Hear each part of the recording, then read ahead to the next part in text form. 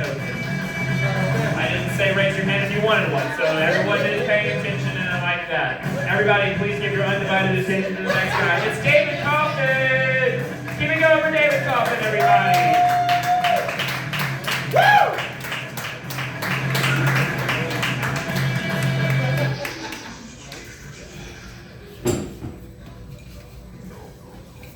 Jesus Christ, I have to follow that?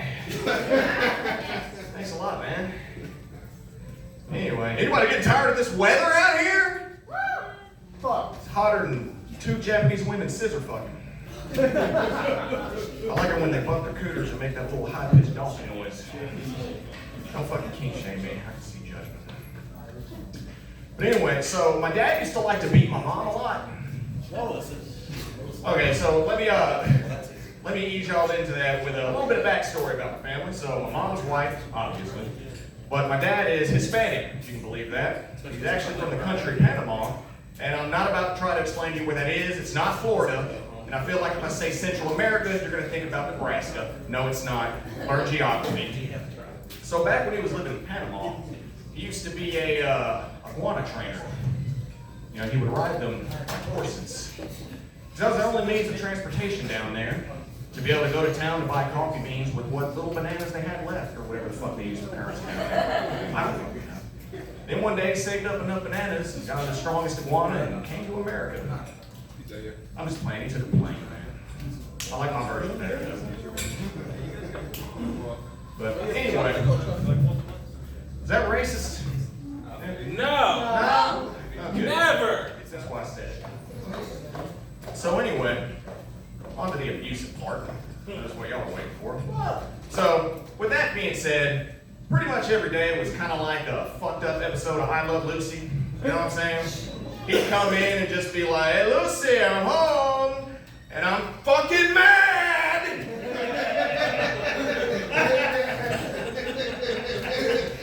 Damn. And then chaos would ensue, if you could just imagine that.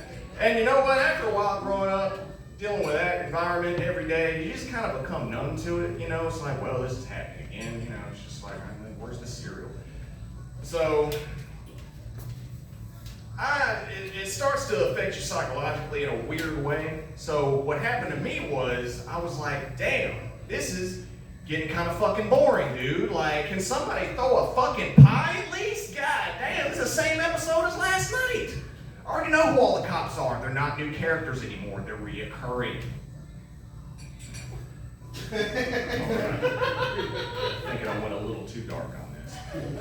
Let's keep fucking going. So, anyway, I started to develop this really fucked up coping mechanism. So, I would pretend that I was like a sportscaster watching a game. It would go something like this, like, "Welcome everybody to the Domestic Violence Olympics.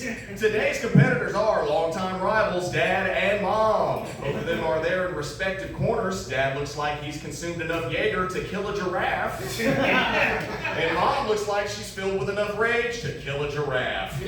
We'll see how this goes. Now, Mom has not fared too well in these events recently, but we always like to root for an underdog. Now, those events are going to consist of boxing, wrestling, and my personal favorite, very intense hide-and-go-seek.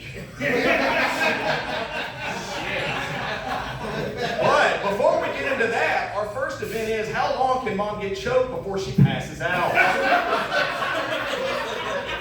Wow, she has just crumbled her previous record of 52 seconds and made it a minute and 12. That is astonishing. She barely even turned blue.